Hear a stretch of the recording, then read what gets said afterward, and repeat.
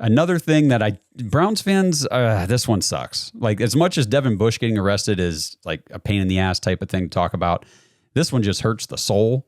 We got news the other day that Jerome Ford took a pay cut. I think he was slated to make somewhere around like $3.85 million.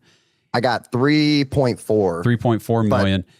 Yeah, you're there. Okay, so then he took pay cut. Now he's down to, I believe it was 1.75. That's 100% what I have. Yes. Okay. Yeah, that makes sense because it's 50% of what he was guaranteed for the season. And, Mary Kay was talking about this, Tony Grossi, I think, and they were saying how, him taking the pay cut, or I guess Nick Chubb coming back was predicated on whether or not Jerome Ford took this pay cut or was moved after the Browns drafted 2 running backs in the draft. So him taking the pay cut is kind of his way of locking in a roster spot to be sort of that, receiving down back, RB3 on the roster, plus probably return special teams. Yes. Yeah. Yeah.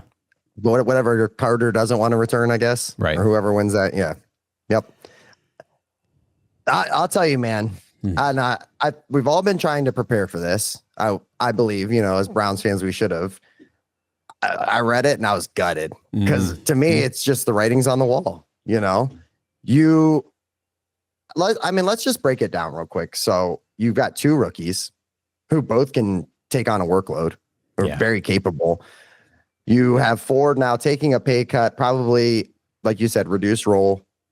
What does that leave? What workload is left? You know what I mean? Like, you can't. Are we going to take 4 running backs into the roster? And how does that work? Do we want that for Nick Chubb? I feel like, as a fan of Nick Chubb, because I love the Browns, I'm also a fan of Nick Chubb. I don't want Nick Chubb to come in and get 2 carries a game for, 6 games and then trade it into a different situation. I understand you have to respect like his legacy as a Browns player and what he's done. And he was just another, like a Jarvis Landry, except way, way more loved by Browns fans. But what I will say is there is no role. Unless I like you said, they were talking about trading Ford.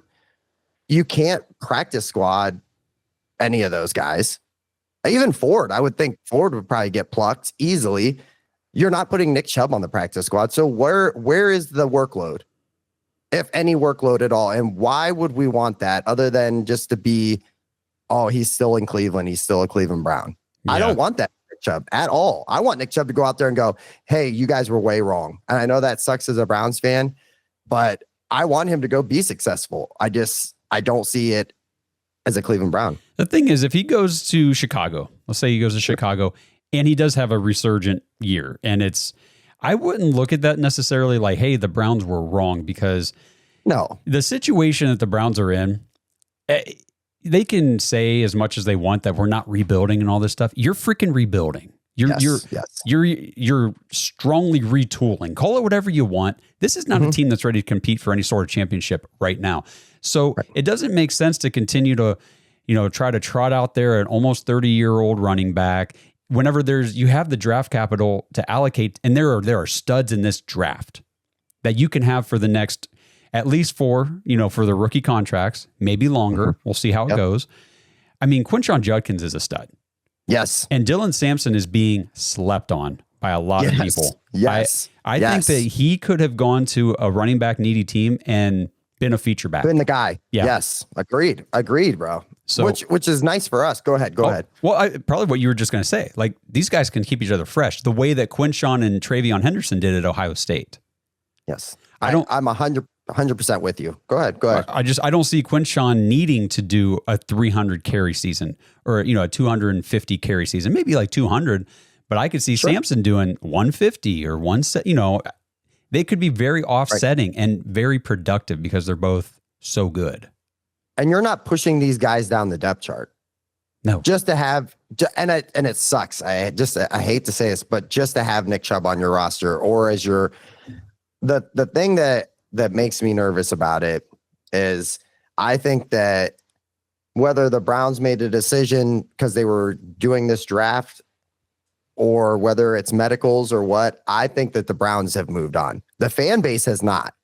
But the Browns organization, based on everything that we've seen, they have moved on. And even today I saw somebody, Kevin Collard on X, somebody posted in the Discord. They said that the Browns have reached out to Nick Chubb's camp and they were really working on bringing him back to Cleveland. And I'm like, for what? I just don't get it. You know what I mean? Like, I don't understand what the point of that would be other than a PR situation.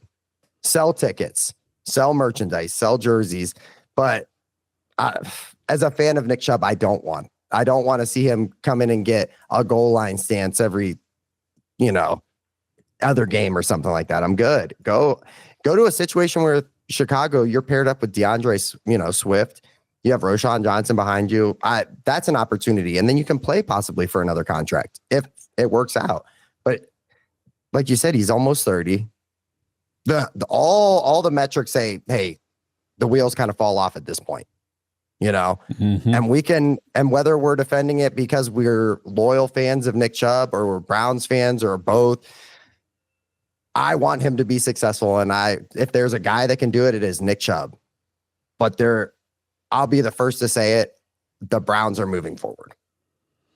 It is what it is. I think that's fair. And I wonder, I have to go look at that tweet myself because I wonder when that was said that they were reaching out to Nick Chubb, because I do believe that I think that there was still interest in bringing Nick Chubb back before the draft. Absolutely. But they needed to see how things played out. They knew they were coming away with a back. They were targeting somebody. They met with Quinshawn. They met with Scattaboo. They met with Tootin. They met with some guys that they I think they narrowed down their process and said, these are the guys we think could fit our system. They got that extra second round pick and they said, we're just going to take our favorite guy, the one we like the best, and it was Quinshawn, which I'm glad they did. I'm pumped about that.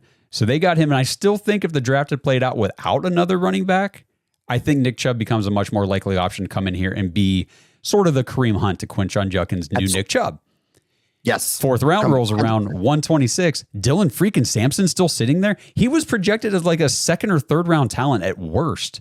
And he's available in the fourth round. He's the SEC Offensive Player of the Year, all SEC running back. Like, dude, you have to take him. And I think that's why, like, for me as a fan, I can't get upset.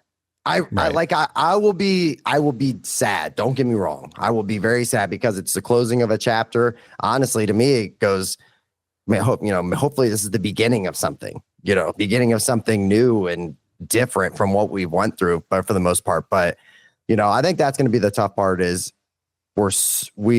he's Batman. He's Nick Chubb in a Browns jersey. It's going to be very difficult not seeing him in a Browns jersey. Yeah. But we're at that point. And honestly, the fan base should be stoked. These two dudes are studs, like you said. If there's anything you can take away about the offense moving forward, the run game is going to be phenomenal. As long as the offensive line can get back to basics, we're going to be phenomenal.